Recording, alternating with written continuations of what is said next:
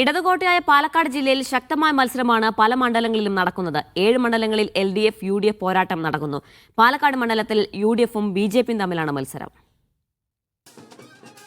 ഭൂരിഭാഗം മണ്ഡലങ്ങളും ഇടതുപക്ഷത്തോടൊപ്പം അടിയുറച്ചു നിൽക്കുന്ന ചരിത്രമാണ് പാലക്കാട് ജില്ലയുടേത്. ഇത്തവണ പല മണ്ഡലങ്ങളിലും അതിശക്തമായ പോരാട്ടമാണ് നടക്കുന്നത്. മന്ത്രി MB രാജേഷും VT ബൽറാമും ഏറ്റുമുട്ടുന്ന തൃത്താലയിൽ ഇഞ്ചോടിഞ്ച് പോരാട്ടമാണ് നടക്കുന്നത്. പട്ടാമ്പി മണ്ഡലത്തിലും കടുത്ത മത്സരമാണ്.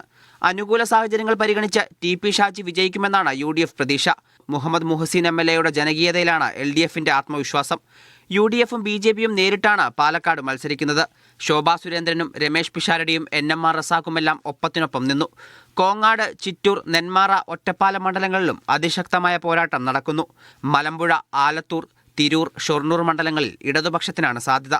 എന്നാൽ UDF-ഉം ശക്തമായ മത്സരം കാഴ്ചവെക്കുന്നു. മണ്ണാർക്കാട് മണ്ഡലത്തിൽ UDF-ന്റെ N ഷംസുദ്ദീനും വിജയസാധ്യത കൂടുതലാണ്. മീഡിയ 1 പാലക്കാട്.